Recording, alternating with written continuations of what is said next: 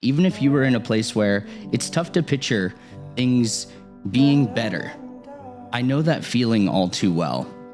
I have been there many times before, and I'm not going to tell you some cliche thing that it gets better from here, because if you're here, well, your time's purposed, my friend. That place, that feeling, that thing that you just envisioned, even if it was difficult, it's already there. It's on the other side of leading in the way that you want, in the way that you owe to yourself. Now I want you to anchor onto that feeling, because compassion creates attraction. Detachment builds desire. Ignition sequence start. 3, 2, 1, 0. All engine running. Liftoff. We have a liftoff.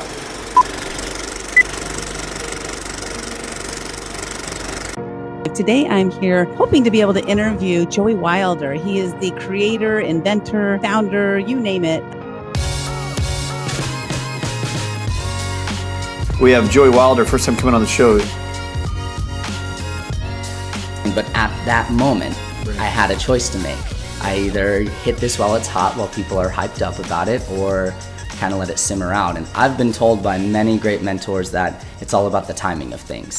Part 4 in this Come Home series, and the final part, is about leading the life that you want. So I want everyone to pause for a moment and reflect. I want you to close your eyes if you can. If you're driving, don't do that. You can close your eyes, and I want you to imagine life 1 year from now. 1 year from now, when you have stayed committed, maybe for the first time in a way that you haven't before. What does life look like a year from now? Even if you were in a place where it's tough to picture things being better. I know that feeling all too well. I have been there many times before, and I'm not going to tell you some cliche thing that it gets better from here, because if you're here, well, your time's purposed, my friend. That place, that feeling, that thing that you just envisioned, even if it was difficult, it's already there.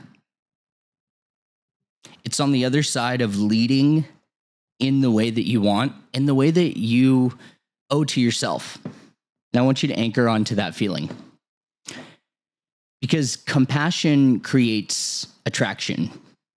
Detachment builds desire. Compassion creates attraction. Detachment builds desire. If you don't lead your life, your relationship will lead you into resentment. Now, this perfectly parlays into section 1, which is welcome to feeling sovereign. The most attractive man is the one who's deeply grounded in his mission and his purpose and invites her into his world to join him. Now, in part 4, if part 1 was about returning to emotional presence, part 2 was about mastering conflict, and part 3 is about reigniting passion through polarity, then part 4 is about becoming the man who leads himself fully. Because there's no sustainable leadership in relationships if you're not leading your life. I know so many men that get caught up in the dogma of trying to be just enough and put out all the fires and be Bob the metaphorical builder. Can I fix it? Yes, I can.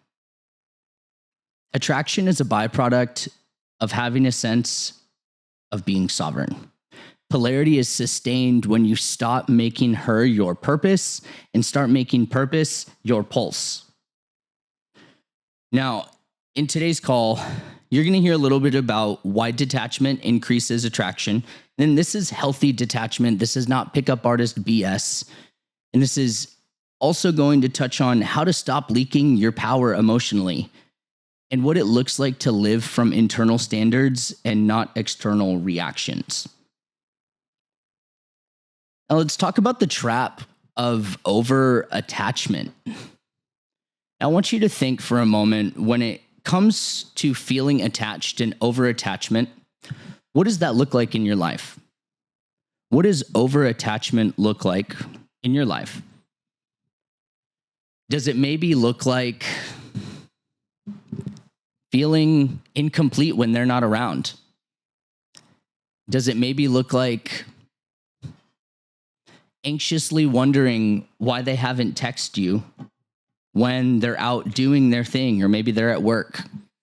Does it look like looking through their followers, looking at the newest ones, and then quantifying that with the people that have liked their new photos? You guys see what I'm getting at? What does attachment look like for you?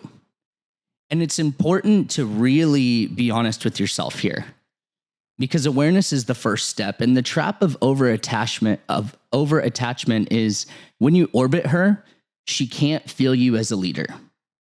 A lot of men fall into the trap of over-prioritizing their relationship. Now, with that statement, I'm not saying to not prioritize your relationship, but constantly checking on how she feels, over-apologizing for literally just fucking existing, or waiting for her mood to decide how you're going to feel for the day, or to decide your direction, only leads to emotional exhaustion, passive aggressive resentment, and other times passive resentment, and her slowly losing respect, even if she loves you. Imagine that. The man who over-orientates to her loses himself completely. The man who leads with clarity invites her deeper into covenant partnership. Now, this reminds me of a client named Marcus, and I believe I mentioned Marcus in another call, I believe in part 2. But Marcus felt like he was doing everything right. He was listening, he was apologizing, he was being a safe space, but he had really just no mission. He had no fire. He had no edge. He was just there, doing the same thing every single day, providing. But when his wife said, "I miss the man who had direction," he knew he slipped into what we call the orbit. And during this time of them being together, Marcus did what most men do, and most people do when they get into a relationship. We take on that comfort weight. We stop focusing on our business as much. And what I've seen is a lot of the times we lose faith of our spiritual path. We don't stay as committed. And I don't know about you, but when that happens, the energy shifts. And the things that this person once loved about you are now the things that they loathe that you don't do. But once he recommitted to his health, he started to treat himself like someone he loved instead of everyone else the way he wished he treated himself. He started to recommit to himself, which had a keystone effect into his business. He started to rekindle his faith, and things started to sway the other way. Now, the only reason he was able to recognize this is literally because, she came to him and said, "I feel bored in our relationship." How many of us can really say our partner would come to us and honestly share that with us out of fear? Most of the time there's fear of I hope he doesn't take it personally or she doesn't take it personally. The most honorable thing that you can do is being honest with someone with kindness intact. Even if it hurts, that is the biggest value for me. Just be honest with me. Lying and finding out a false truth later on hurts more than someone telling the truth, even if it hurts. And she was able to tell him the truth, which he had to take a good hard look in the mirror and ask himself, where have I fallen short? And I remember asking him on a call, Marcus, I'm going to ask you, are you well kept? Do take care of yourself? Do you clean yourself? Do you smell? Like, are you, like regular? And I didn't mean it in a negative or like disrespectful way. And he was like, to be honest, man, like, not the way I used to. Because the way I see it is, oh, it's my wife. And that's a part of it. That kills passion. And I'm not saying you need to, be spick and span every second of the day, have no ruggedness. But if you stop taking care of yourself and you stop treating yourself like someone you love, how can you expect someone else to love you wholeheartedly if you are not doing the same? Or how can they expect you to love them wholeheartedly if you don't even love yourself? Something to think about. But I want to expand into the 4 standards of masculine leadership in a healthy way. Now, I'll start with this. Love doesn't make you weak. Reaction does. Now, there's 4 standards or 4 pillars I give every single man in the leadership work that we do. And it starts with number 1, which is frame over reaction. There is so much power in not only maintaining your frame, but setting the tone, creating the space, and not escalating because she escalates. You anchor. You can reframe the moment. I see how upset you are. Let's pause and talk when we're both less passionate and come back to this in X amount of time. You're setting the frame and holding the tone. You're not allowing for things to go so far left field that you both start throwing proverbial javelins. And I get it, it's hard. Sometimes people will push buttons because in their mind it reaffirms they care. It just relinquishes all of your power. And no one wins in those arguments. And number 2, mission first. Every woman wants to feel like she's with a man that's on fire, that has purpose, that has something he's working towards, that isn't just coexisting in the world. If you drop your purpose for her, she loses the thing that she once admired in you to begin with. And I want you to ask yourself, if you're in a place of rebuilding your fire, why does it matter to you? Why does it matter to you? And if this was to be taken away tomorrow, would you be proud of how you used the time that you did have? Answering those questions will enable you to either reignite the fire or begin stoking the fire, which leads into number 3, which is emotional alchemy. You need to feel it, name it, and move it. This doesn't mean dump it on her. Don't hide it from her. This means leading your internal world. This means actually moving through the motions instead of just suppressing them down and then just going to your guy friends on a night at the bar and just venting about all the bullshit. That's not what I'm saying. Because venting is the most selfish thing you can do. And your partner is not your therapist. There are some things that you do not need to be so forthright with, because that's not the space for it. I'm not saying you cannot go to your partner for support, but what I am saying is for some of those things, go to your damn therapist. Truly. Like, it's the best thing you can do.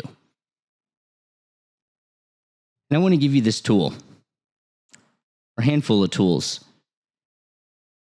Stop holding your breath. Take a deep breath. Do some type of movement. Journal about how you felt. Have wise counsel. And ensure that there's someone holding you accountable. Those are literally the master keys. I'm condensing it down and giving you what takes most men decades and decades of doing it wrong to figure out. Breathe. Have a sense of movement. Journal about how you feel. Have wise counsel. And have someone who gives you a sense of accountability. And this final one is called rooted boundaries. If they don't respect your boundaries, it's likely because you don't uphold them with grounded clarity. It means that there's no follow through. It means you're either not clear in the boundary or you just don't want to uphold the consequence because you don't want to be mean. But you can say it like this: I love you and I'm not available for that tone anymore. Let's talk when we can connect with respect and less passion towards each other. Now I want to give you this exercise that I call the masculine standard reset. And I want you to reflect on each standard and rate yourself 1 to 10 and share with yourself where you may be leaking power. Now you're going to frame this in 4 areas: frame, reaction, grade yourself 0 to 10, mission first, 0 to 10, emotional alchemy, 0 to 10, and rooted boundaries, 0 to 10. Now, after you score yourself, you're going to answer these questions. This week, I will lead with blank. The area I will strengthen most is blank, and my first action step is blank. Answer these for yourself right after today's call, and tell me what you come up with.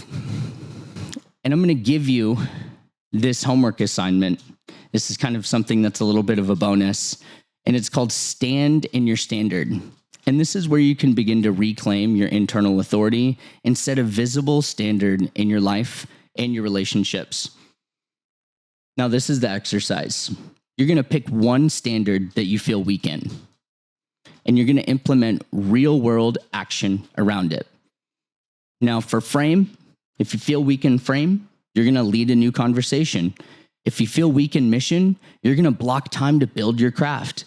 If you feel weak in emotion, you're going to journal and share it inside the group. If you feel weak in boundaries, speak a clear boundary with love.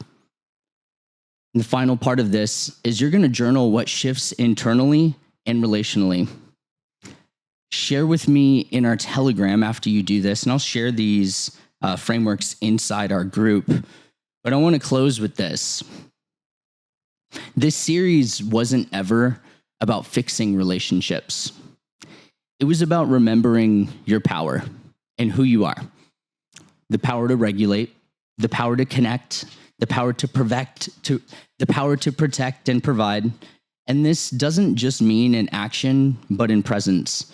Because when you lead your life with clarity, purpose, and grounded compassion, you become unshakable and undeniable. Now, if you got anything from today and something stuck out to you, this is your invitation to keep leading, not just at home, but in business and brotherhood and in every room that you walk into.